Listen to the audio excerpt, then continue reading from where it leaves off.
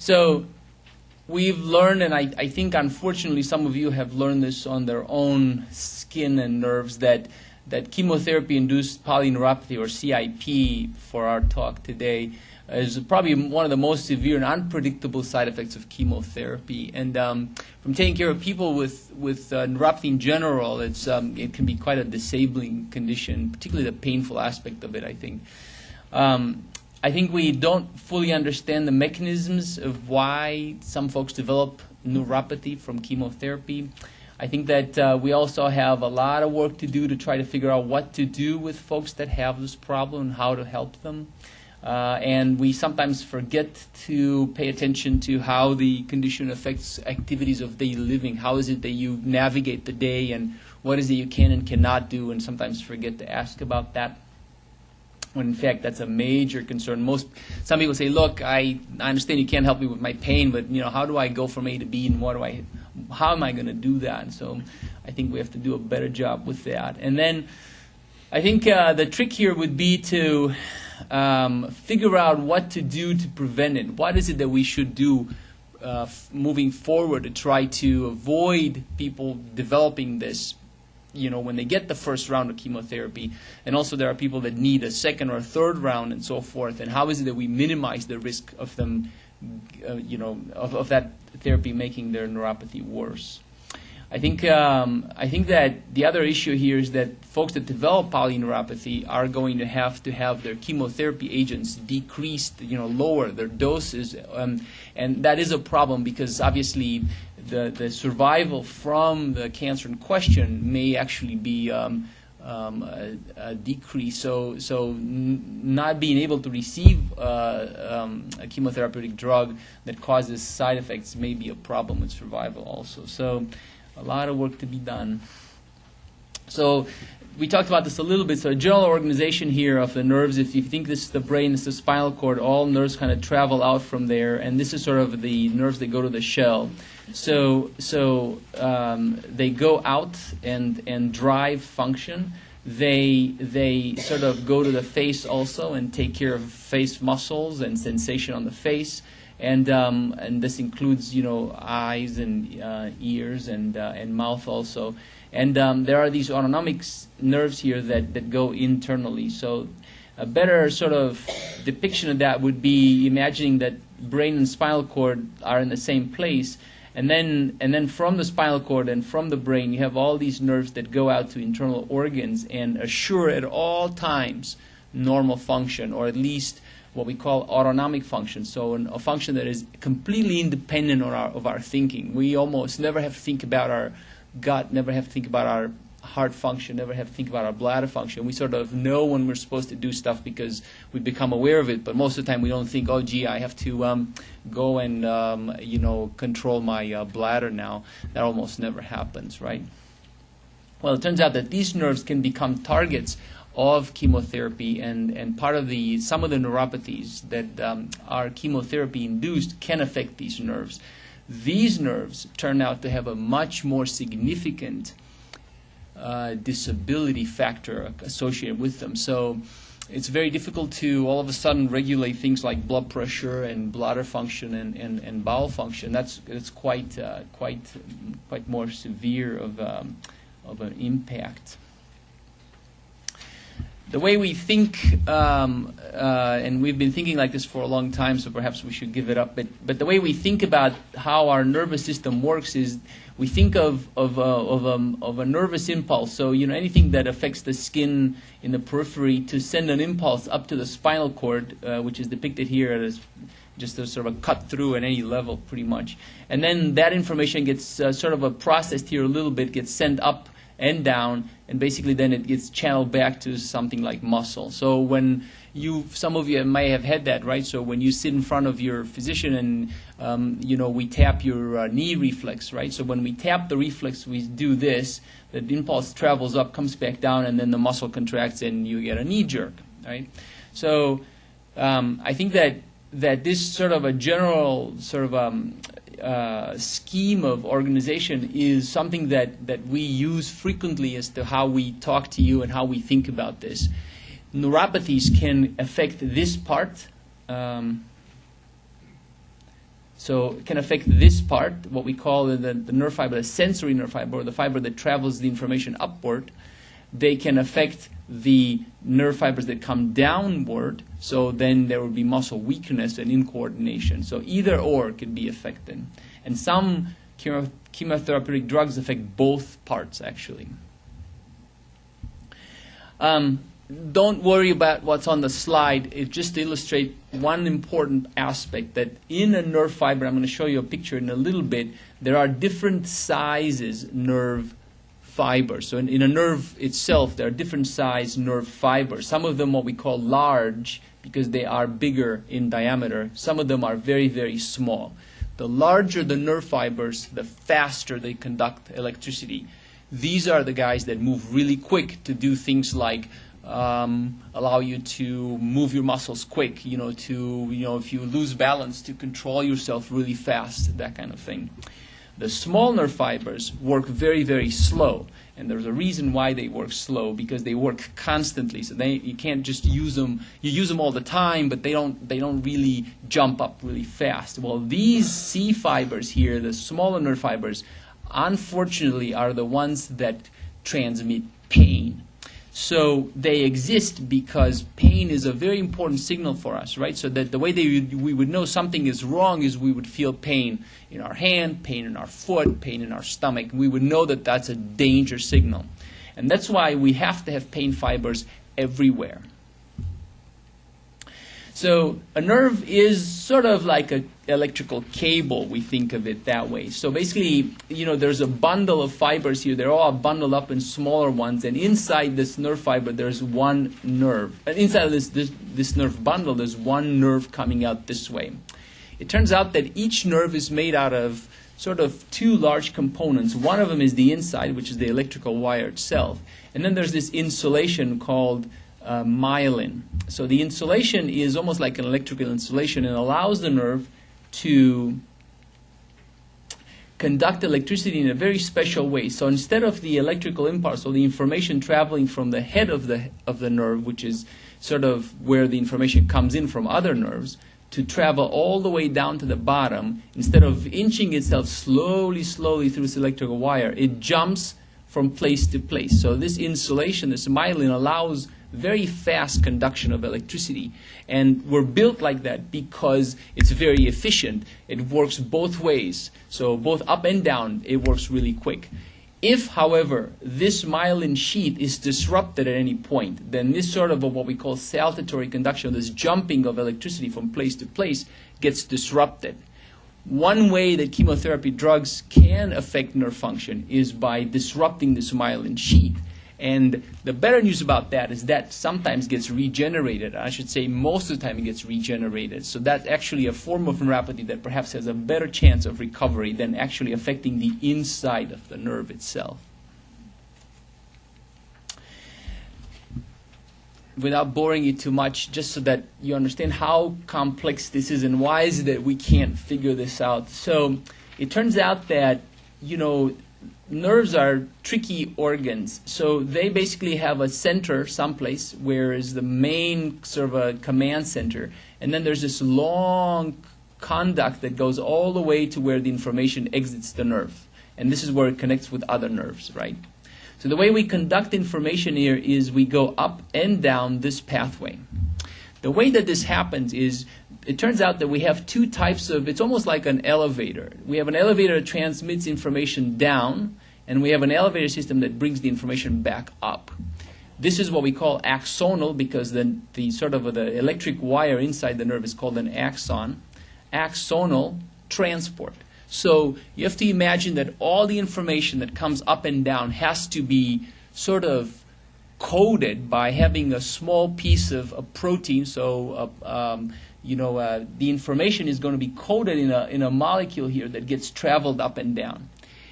This is a large target for chemotherapeutic drugs. It turns out that a lot of the chemo drugs tend to disrupt this axonal transport, and a very common sort of a mechanism of disruption of nerve function is this axonal transport.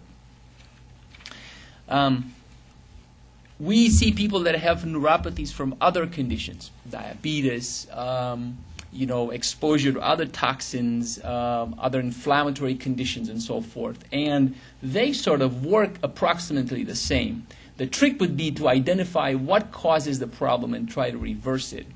Also, we've learned that nerve fibers are extremely sensitive structures to anything that happens in our body. So sometimes, without being exposed to chemotherapy, there are people that have a neuropathy that comes because they have a systemic, sort of a more generalized disease, for instance, diabetes. And the nerve would show it first. It'd be very fast. So how frequent is chemotherapy-induced polyneuropathy? And it turns out that what we have to do is figure out when to ask the question. So it turns out that if you think about it, we think that every year we have about 1 million humans survive cancer in the United States. And out of those sort of 1 million, if you think about it that way, over 1 year, we have these numbers. So before having a more global view of the problem, understandably, there are large consortium of cancer treatment entities that are really interested to know, are our medications working? How much trouble are we causing here? And what is it that we should be doing? So all those folks got together and looked at all this. And basically, we used to just think about one drug. So we would say, well, drug X causes neuropathy in a certain percentage of people.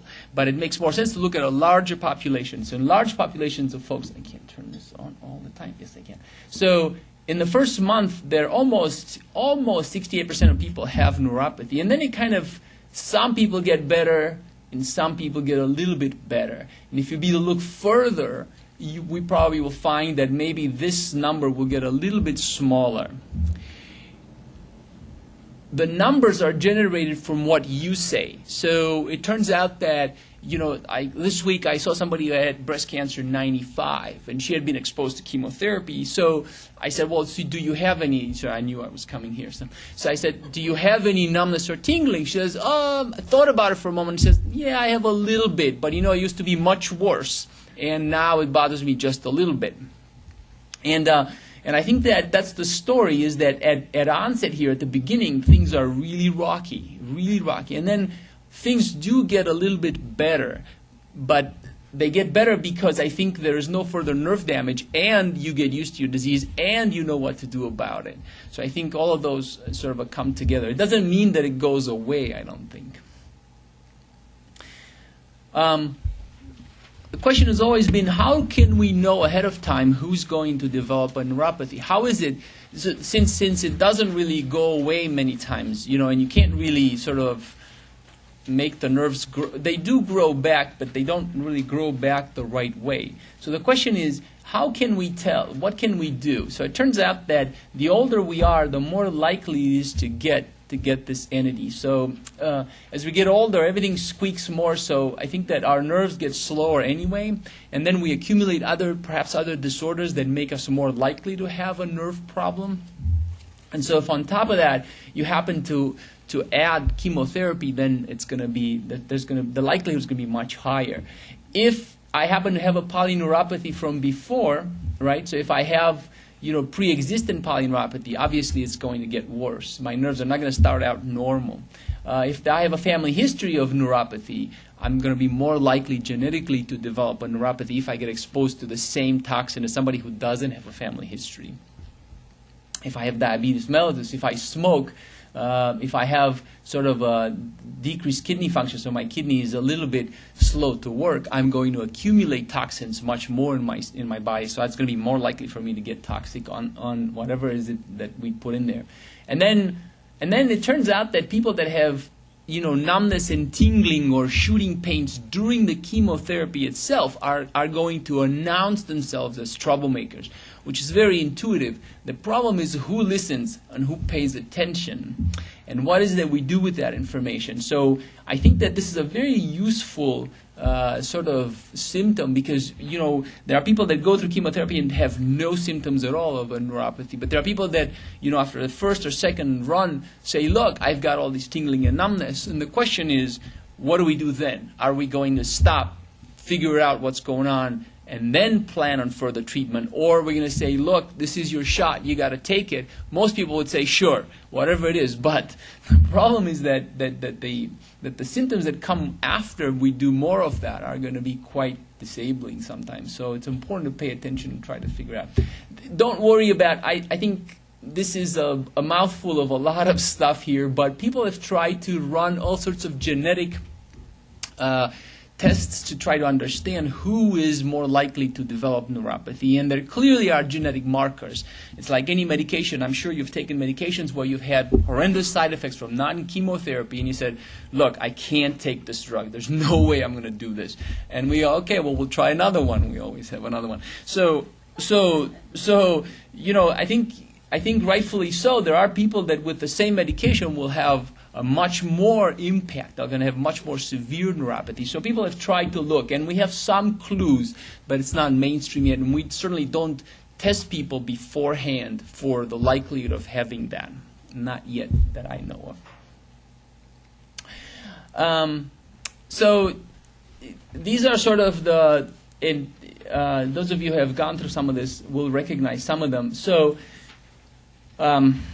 we've tried to understand which agent, which drug goes to what part of the nerve, and try to understand who gets more of what, and try to recognize that, and try to understand from that what can we do. So, you know, the way and this comes into how we evaluate people with this condition. So, you know, we look at touch, and we look at how you feel pain and temperature.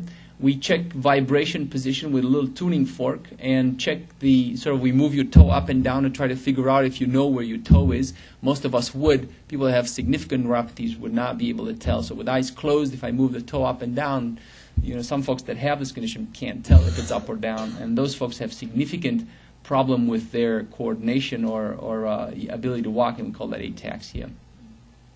Some folks have neuropathic pain. Some folks have motor weakness, so their muscles are weak. And some folks have autonomic symptoms. The autonomic symptoms could be things like dry eyes and dry mouth, fluctuations of blood pressure, significantly low blood pressures with tendency for loss of consciousness or fainting, gut problems like sudden change in bowel habits like constipation, bladder that is difficult to control and need to go to the bathroom frequently, and so forth.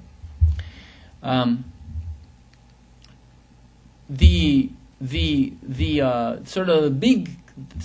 more recognized abnormalities are going to be the ones that they have triple pluses here, and these are people that usually have, so like cisplatin is very, very known to do a lot of sort of loss of feeling, so a lot of numbness and loss of balance. Oxaliplatin also similar problems with sort of some pain component, perhaps less than cisplatin, but definitely present. Not a lot of autonomic symptoms here. The phenomenon of coasting, I'll explain a little bit. There are some people that have a lot of problems with touch and pain sensation here. And the bigger one here for pain is vincristine, which is part of multiple chemotherapeutic sort of protocols. And unfortunately, vincristine has autonomic symptoms, but also has pretty significant neuropathic pain. And then this is I guess for me it's a newer drug, but it's been on the market for a while. Very good drug for disorders like myeloma. The only problem is the likelihood of getting neuropathy from this is very, very high. And typically that neuropathy is lack of sensation, but also pretty significant pain. The coasting piece is, we think that some of these drugs accumulate, so there's an accumulative effect over longer periods of time. And some people, the maximum onset, the maximum effect of a toxic exposure should be present, immediately after exposure. But and then so maximum symptoms, and then slowly getting better or staying the same, and over 6 months, a year or two, things are going to continue to get better. Well, it turns out that some of them, they have a lot of coasting, like cisplatin. Typically, don't always behave like that. They sort of stay, and then there's, even though the chemotherapy is done, the cumulative dose that was in the body sort of continues to cause trouble, and there's not much we can do about that, I think, yet. So these are sort of ways that these drugs affect sort of nerve function, and I think that everywhere where you see, you know, DNA binding, those are all sites where when there was axonal transport, axonal transport was disrupted severely. The only sort of unusual thing here, and then the microtubules, that this is the way that we sort of our cells work. So if you go to the sort of the core of how cells work, and particularly neurons, we're going to cause significant disruption. The only unusual thing is oxaliplatin. So for oxaliplatin, when it is given, it turns out that it sort of blocks electrical conduction across nerves. It has an effect on that. So some people have immediate onset of those symptoms. And I think that's where some of the strategies to prevent some of that nerve damage have come in, with some benefits maybe. The type of neuropathy that you would get from these are, so these are predominantly sensory. There's a lot of feeling and pain, and some people loss of balance. And this is sensory and motor, so there would be some weakness in here also, in addition to loss of sensation. So we understand very well what they do, and invariably all of them, it's a dose-dependent phenomenon. So even if you take people that are less predisposed to them and you crank up the dose, you can get them to the same place, really.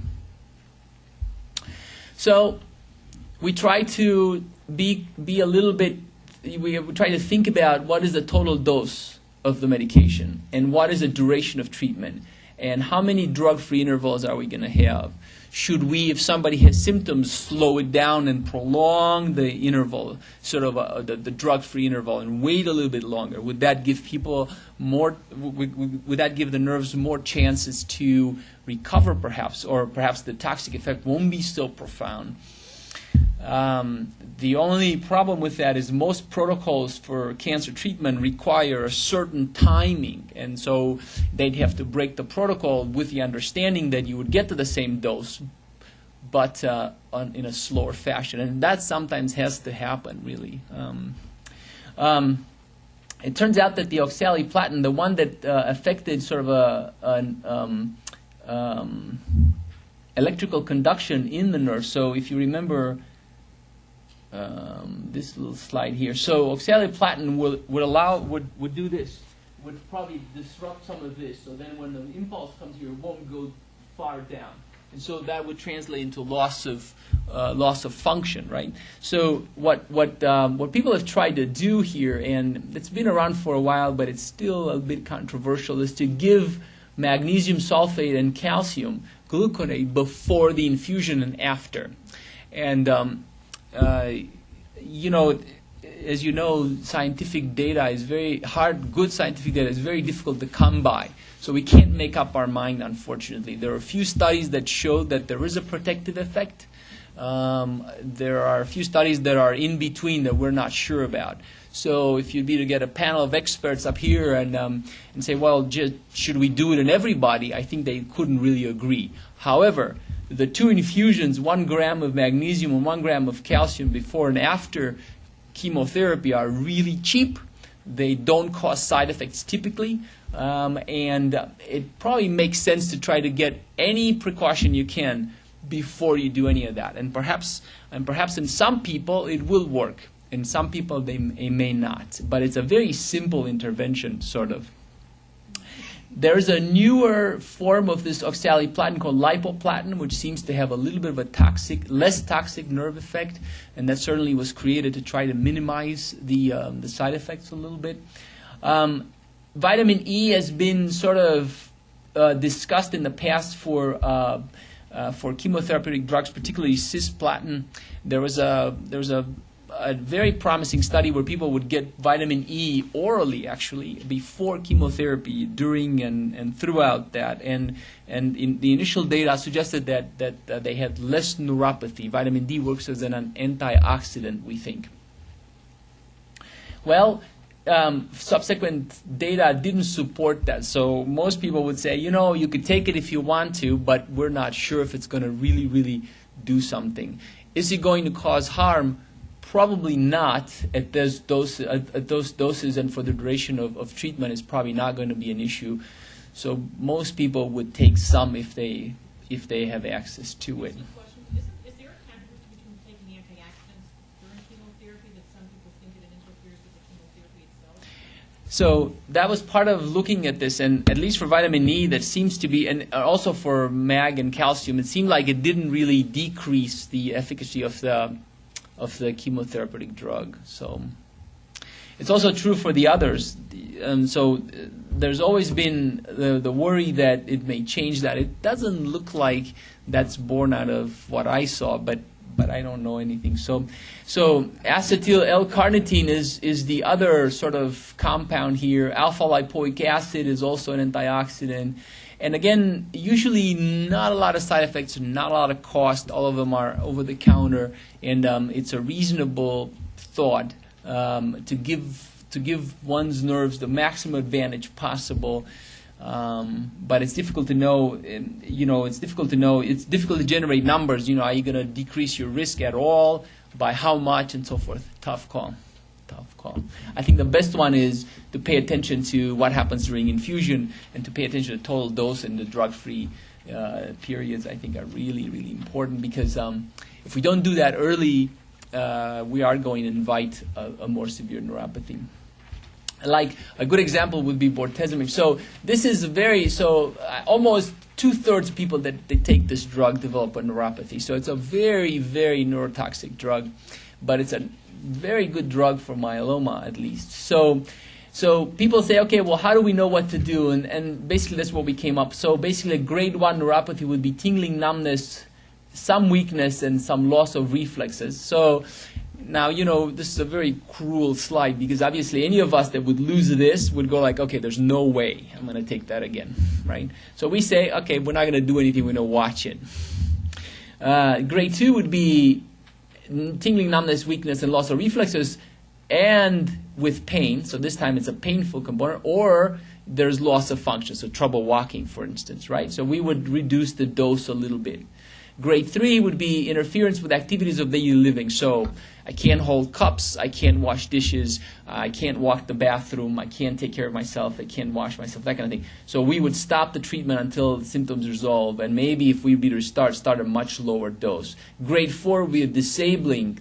So wheelchair bound, can't walk, can't move around, need assistance with everything, and then we discontinue the drug. I think we can all agree this is rough, really, really rough. So for most of us, grade 1 is unacceptable, right?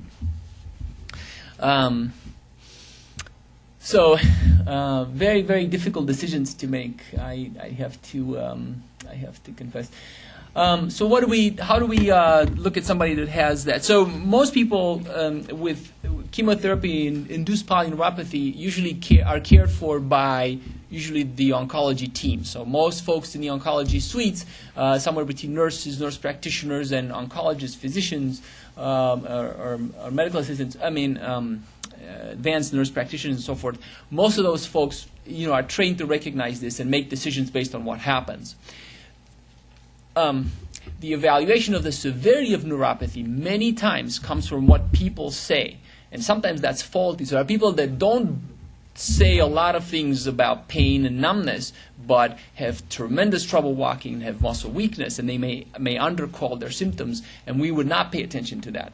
So it's very important that we sort of do a better job at sort of recognizing that and understanding what the severity of illness is, and we try to do that through examination. We sometimes measure nerve function if we need to, and always ask the question, is the pain really neuropathic? So it turns out that there are people that got exposed, that have cancer and got exposed to chemotherapy, that have pain that is not coming from nerve disruption. So, they have pain from things like joint pain or musculoskeletal pain and so forth. So we need to make sure that we understand that all the pain comes from a nerve disorder. We try to come up with neuropathy scales. We have a lot of those to try to figure out, how do we quantify this? How do we know how severe it is? And we have a few of those, and we certainly have pain scales. And then I think that which has also been recognized more and more, like any painful condition perhaps, is what is the emotional response to that, and how do we treat that, and how do we think about that. Obviously, it's very, very difficult to live with pain, and nerve pain is probably one of the worst things to have. So how do we treat once a diagnosis is made? So we try to figure out early and try to limit the amount of nerve toxicity. That's probably our biggest move. So if we can early figure out what's happening and try not to make it worse, would be great. We try to brace weak limbs, so knee bracing, ankle bracing helps greatly. And for that, usually physical and occupational therapy helps. So if there's hand function problems, usually occupational therapists help greatly. We try to, prevent, loss of balance and falls, which would add further injury to what's going on, and it would be very tough. And then we try to make pain better, and that's a very, very difficult problem. So, particularly for nerve pain. So, one way to think about this is, how do we know that somebody's pain is better? What is better? So we've tried to define this. So we think of it as a 50% in pain intensity reduction as a meaningful sort of decrease in pain. And most of us, I don't know how I feel about it, but I think people would say, okay, we're gonna try to make your pain half as it is. People would say, okay, whatever you can, just do it, And it turns out that we can do this only in about a quarter of patients that have neuropathic pain, which is pretty not good.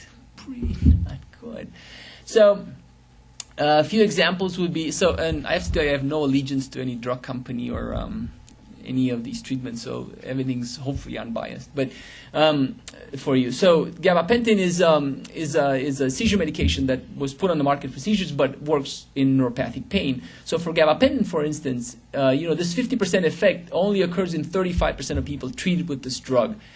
The same people that got treated with placebo drugs or a sugar pill get up to 21%. So it's not that high. It is significant. It's higher than a sugar pill, but it's not really that. So it's not like you take the drug and, my goodness, 2/3 of people or 90% of people will report less pain. That's not the case. So it's almost close to a third, actually. Pregabalin is newer, sort of. This goes by Lyrica also. Its newer cousin here is a little bit better as far as how people take it. It works faster, it gets absorbed from the stomach faster, and it seems like it has a bigger kick. So pregabalin, if you'd be to choose between the two, I think we're moving more and more to this pregabalin or Lyrica, which is a more friendlier drug. And we've tried other things, other seizure medications, carbamazepine or Tegretol, oxcarbazepine or Trileptal. These are the other names. Tricyclic antidepressants like amitriptyline, nortriptyline, desipramine. I have to tell you that there's no good scientific data behind why these work, actually, which is really, really, really sad. But, and the data on this, the scientific data, from you take 100 people that you treat with this, and you take 100 people you don't treat with this, or you give them a sugar pill, we don't have that data. But anecdotally, we know that people that take these medications, which are antidepressants, sometimes are helped. Their pain is helped. I think, yes? What part of neuropathy is actually in the receptor cells in the brain? In theory, all neuropathy is in the nerves in the foot and hand, but the interpretation of the pain and loss of sensation is all brain. And so that perpetuates. So the feeling of pain is up here, obviously. Yeah. So all that is central. But that's not damaged. Depends how you think about it.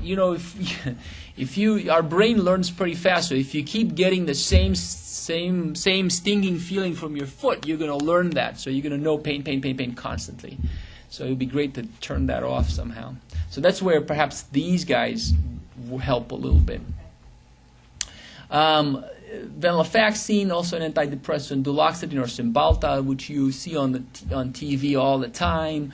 The red guys have some data behind them. So we have some scientific data that supports their use. So that's why they're in red. So at least we have a little bit of sort of data. Now, of course, the newer drugs are all more expensive, and side effect wise, I think that pregabalin and duloxetine are probably a little bit better than what we used to have. We tried topical creams with all sorts of ingredients in them. Not a lot of data behind that either. The idea is to put it on the skin where it hurts and try not to take a medication systemically, so that that would affect your body otherwise. But minimal improvement here. There are people that get really lucky with this and report some improvement, and that's a lucky day at the office. But most people don't, and most of these are compounded by pharmacies, and it's out of pocket most of the time. They're not covered by insurance coverage. Then we have opioids, so anything that's morphine-like. Unfortunately, with those there are two problems. One is, they don't really work that well in neuropathic pain, but we use them because we don't have other things to use. And the second problem is obviously that every time we add an opioid and the pain gets better, then escape from that dose will escalate the pain. So we take a pain that's like this and we make it like this. So over long periods of time, the pain will continue to increase, and we introduce this fluctuation that's constant.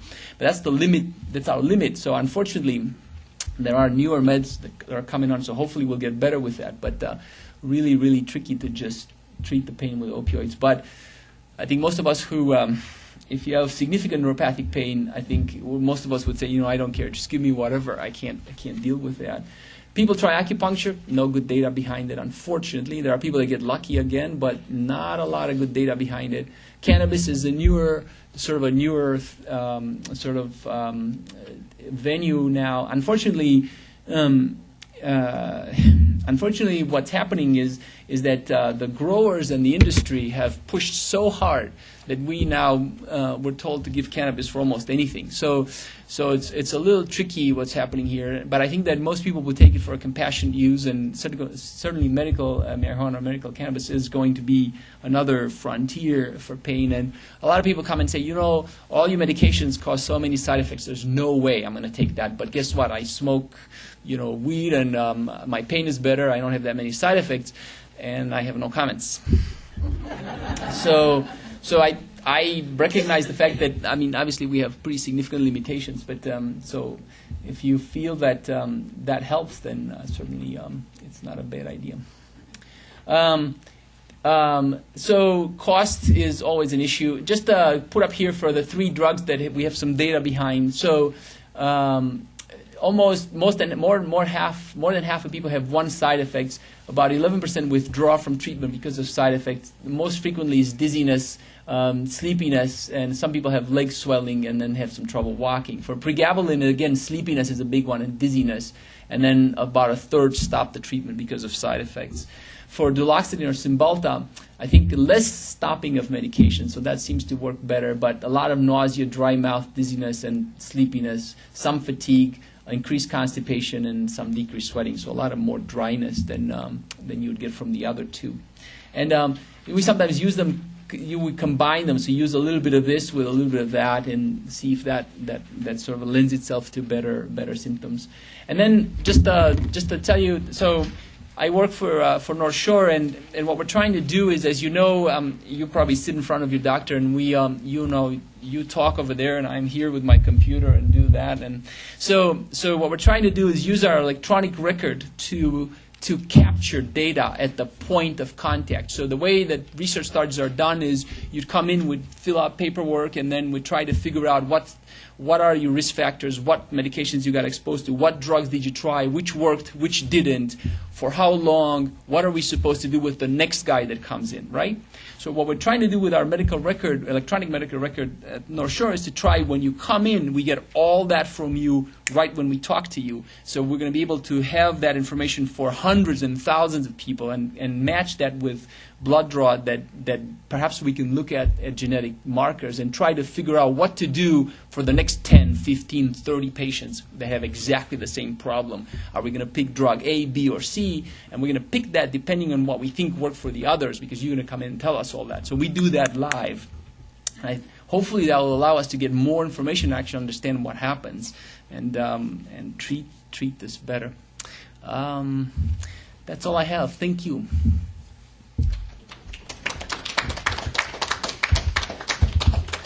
Any questions? Is this the project you were signing people up for recently?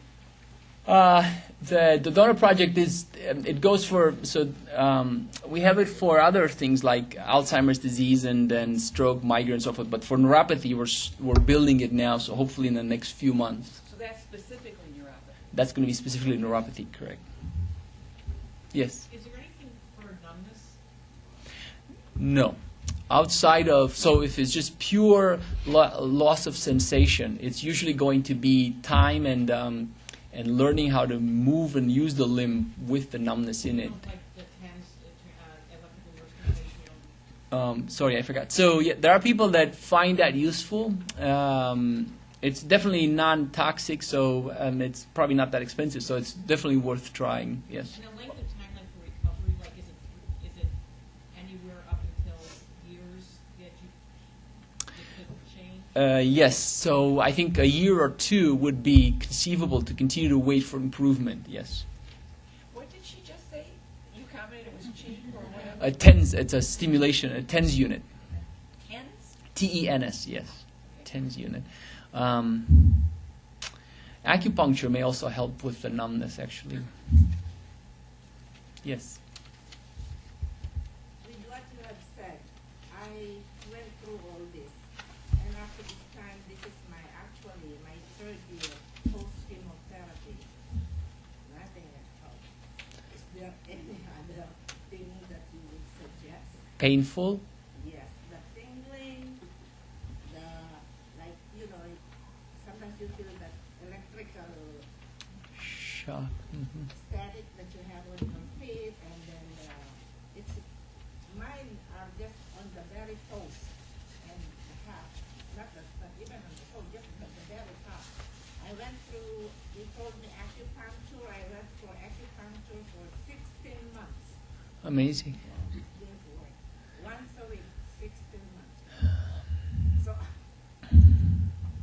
I went through all what you have told me. That's what Yeah. So it'll be analysis as to which medications you tried, and you have to decide if you're going to want to gamble again with some of those. I tried initially when I developed this neuropathy after my second dose of the chemotherapy. The oncologist and the neurologist told me it's like, it will go away, this is only temporary. So we'll put you on Cymbalta. They put me on Cymbalta, it helped because I was sleeping. And I said, I don't feel any functioning. I don't feel anything, that's why it helped. But then I said, I can hardly get up, I'm dizzy. So after mostly a month that I took that, so he says, we have to stop that. Then I went through all this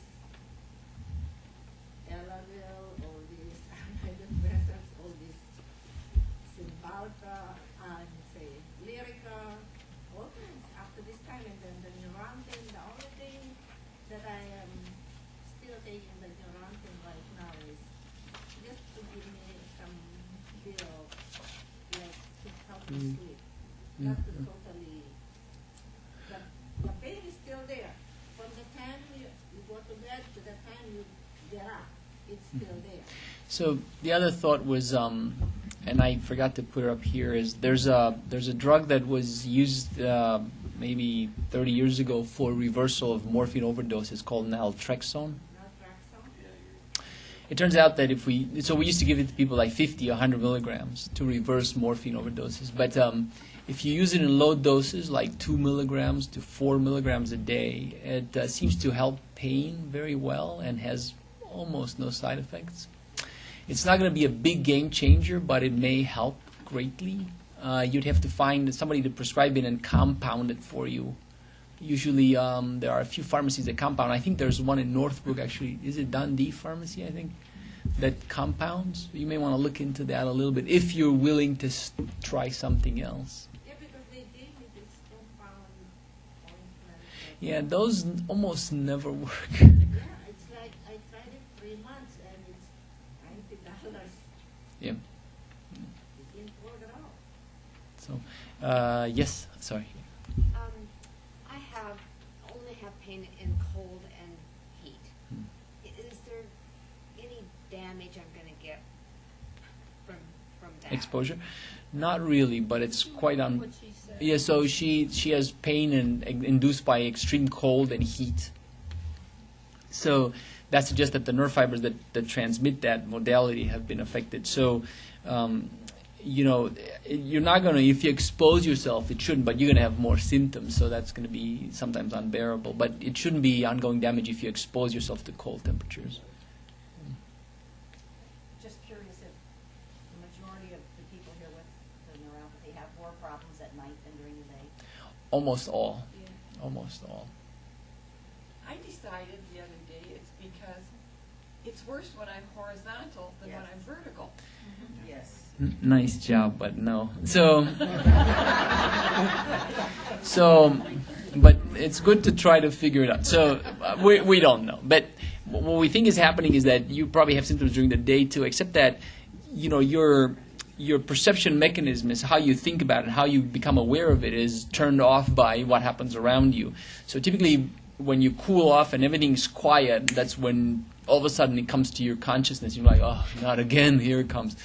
That's usually what happens. I definitely feel pressure, 'cause if I pick my leg up, the pain stops. But I wear sleep socks, and that, if the pain isn't too bad, the sleep socks Help. eliminate it. Whatever works. Yes. Aside from symptom relief, is there anything on the horizon for actual treatment of the nerve cells? Like regrowth, or I think that some of that data was heavily researched in hereditary neuropathy, so people that have a genetic predisposition for neuropathy that have not been exposed to chemotherapy. So axonal transport is so complex that we have never gotten even close, not even close. The number of proteins involved in that is just tremendous. So no. People have tried. There have been some trials of nerve growth factor and so forth. The data is not good. So, but whatever, I think the other way to think about it this way is like a head injury or an accident. Whatever you can do to increase your ability to get better. So nutritional support, anything that's well-being, any of those things will be to your benefit. You will speed up your recovery and hopefully make it more likely to occur. But we don't know in each individual. Yeah. The B vitamins are critical for nerve function. Does supplementation with B vitamins have any effect on neuropathy? I left them out on purpose. So we used to give people a lot of bees and pull the truck back here and sell it from. So not really. We've stopped doing that because it seems like unless you're deficient. So a scenario would be, the chemotherapy induces a lot of nausea and vomiting, a lot of weight loss. Then the nutritionally you'd be deficient. Then we would think about it. But in people that have normal levels, it's very controversial to actually supplement that. And so it's not a palpable effect. So we've stopped doing that. But it's cheap and usually without much side effects. So a lot of people take them. But yep. Well, I want to really thank you for coming. This has been really educational. I appreciate your honesty. Definitely mixed information that I get from my physician, which is good. But just to be clear, I didn't get the neuropathy till after my chemo was over. Kind of came on, and it's gotten worse. I'm doing the B vitamins, I'm doing the gabapentin, and doing the TENS unit. I tried the acupuncture.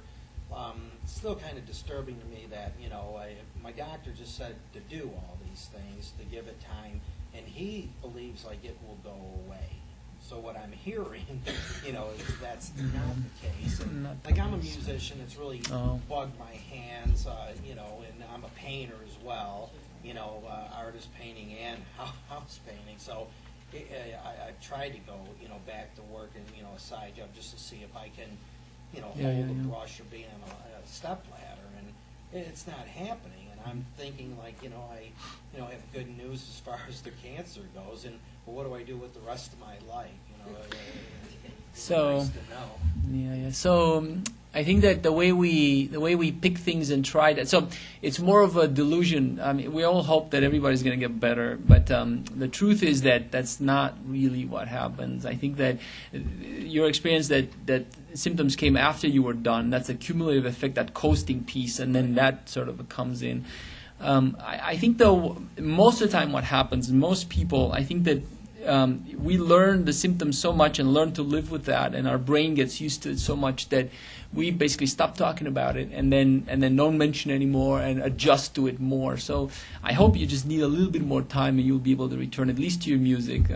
But it's incomplete. We don't know what to do further. I mean, you So. think like doing the skills with your hands and everything. Do you think that that's therapeutic at all? Because I mean, I'm trying to do it daily. Yeah. It bugs me, but I do it daily. But I think in the last couple of weeks, I mean, I stopped treatment in July. Last couple of weeks, I actually think it's better. So am I thinking?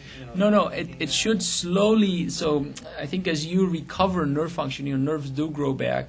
Hopefully you'll recover enough that it will give you enough function to be able to do more. Certainly using your hands and your feet and walking in between will allow you to keep some function and not start from way low then and try to build it back up. So. This is a matter of curiosity or interest, if you will. I have a friend who's gone through a couple of different forms of cancer treatment, and she had really serious neuropathy, serious. And when she's the one who gave me the brochure for this program, I said, would you like to go? And she said, no, mine's not bothering me right now. Which is interesting because mine wasn't either until a couple of weeks ago. So it's like you get, these periodic times where it just kind of lays down. Yeah, so this weather is very detrimental so you all should be in Arizona.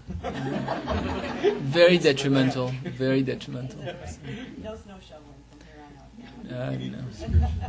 So when I was going through chemo and this happened, my oncologist said to me when I brought it up that, oh honey, it's temporary. Oh, it's temporary. In my head, and in my opinion, temporary is a couple of weeks to a couple of months. It took a long time and a couple of doctors later for the neurologist to explain to me about the nerve fibers, about the myelin sheath and all that, and how, based on my height and the length of my fibers in my height, that the only way I'll be able to know what temporary means is after around maybe 2 to 3 years. Really? Because of my height. Now, after 2 or 3 years, if I'm still suffering, then it is not temporary anymore. It's a permanent thing. But we won't know that till 2 or 3 years down the road because of the nerve fibers and all that. So for my oncologist to tell me this is a temporary thing, when temporary is years possibly down the road, and to treat it like that, I want to smack her for it. But so anyway, so that's what. So like you said, I think the more you do, the more. I've been suffering for about 1.5 years. There's days it bothers me. There's days it's not. There's days it's in my head. There's days it's not. It's all psychosomatic. Sometimes it's all in right. We're moving around. My brain's not thinking about it. I'm doing it. And then when I'm sitting still, my feet are burning. So I mean, I think it's just all like you said. A matter of getting used to it. A matter of finding ways to get through it. But my doctor did put me on, just recently he started me on that naltrexone. Oh, yeah. Yeah, I didn't start using it yet because this is like my 5th medication. But he said that, yeah, finding it and using it in very, very, very low dosage, it's helpful to treat chronic pain or pain associated this way. Yeah. He also was one that's mother suffered from neuropathy, so he put me on, it's a compound vitamin, but it has folate, vitamin B, and vitamin 6. It's called... Voltex. Yes. So, same thing. I mean, I don't know if it's working. I've been on it for a month or not. But it's cheap. So it's a vitamin. Is it harming me? Is it not? I mean, right. But Probably not. It turns out that B6 in high numbers, and so if we have people that have a neuropathy induced by high levels of B6 sometimes. So, like anything else, if you take one a day, I think you're good. At some point, you may want to check levels. They can do that for you, Yeah. like 2-3 months down the road, like B12 and B6.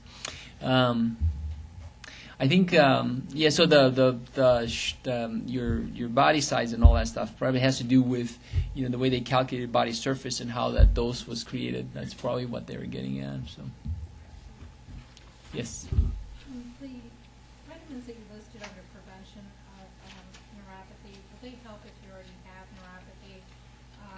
I have neuropathy. I had taken Paxil and docetaxel, and they had to stop my chemo because Of my neuropathy. was so bad. I see. Like cry and tics and stuff. And then they had switched for this help at all as far as some of these other? I don't think we know. So the idea would be to try to enhance your ability to recover, but it's unknown. Most of that stuff was aimed at trying to do it during or before or during and see if that would help. Most people take it after the fact because we never sort of figured out early.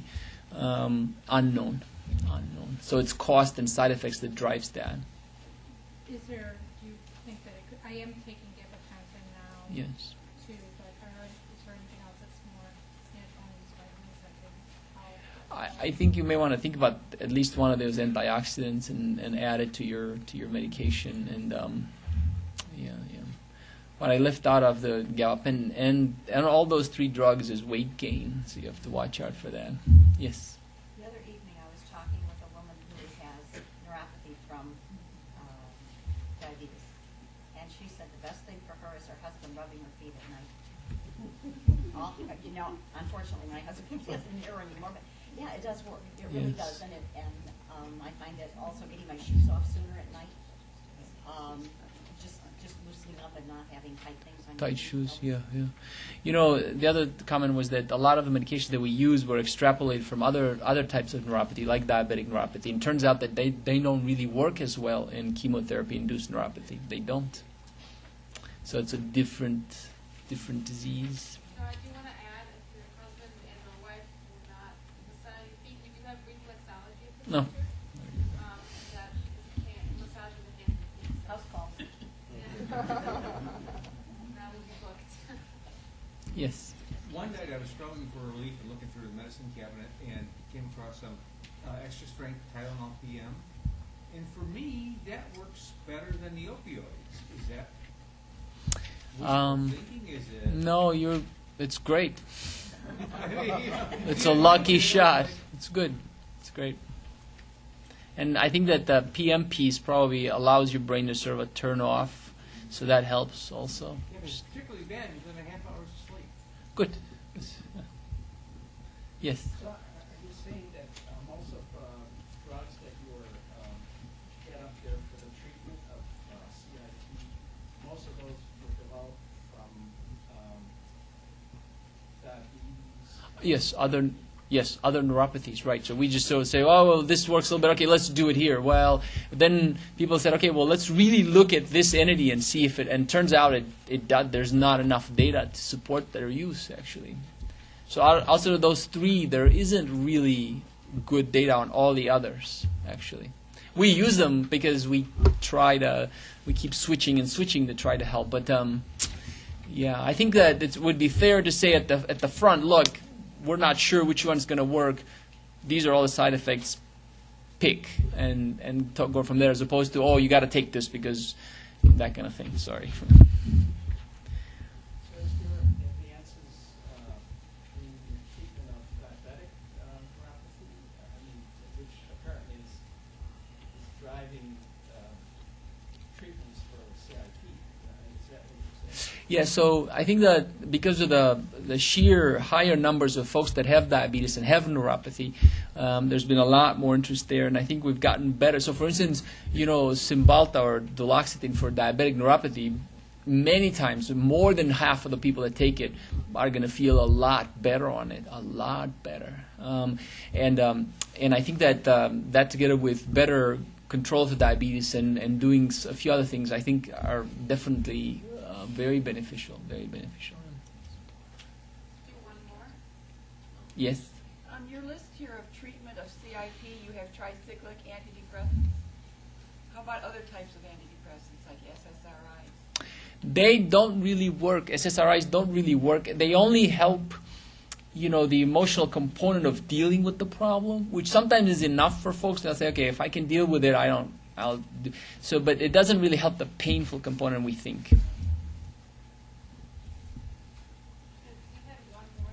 Yes.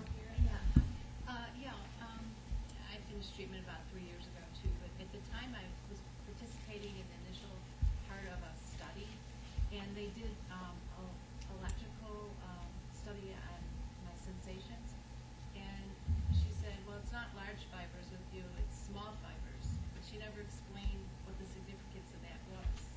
So the small fibers are small diameter nerve fibers, and these fibers take care of pain. So what they meant by that is, we used to think that small fiber neuropathies are not so significant, and the large fiber neuropathies are more disabling. Well, it turns out the small fiber neuropathies are more painful. So actually, the disability that people incur from that may be actually much higher. So what the small meant was, well, we're just gonna, it's not so bad, don't worry, that kind of thing. But it was a significant finding, and I think that we would approach it the same way, really. So people that have small fiber neuropathies have pretty significant pain many times. And, well, in my case, it's mostly numbness and tingling. So then that doesn't, so the test probably made them sway to one side, but in fact what you describe is perhaps there is large fiber involvement here. And in terms of recovery, it's the same period of time, 2 years, or you're probably going to live forever? You know, the inner individual variability of how we deal with any type of injury, from head injuries to nerve injuries, is so wide that there are people that are pre-programmed to do great, and there are people that linger for very long periods of time, and we don't know why that is. So it's a very individual response to what happened there. Yeah, I think. Thank you. Thank you.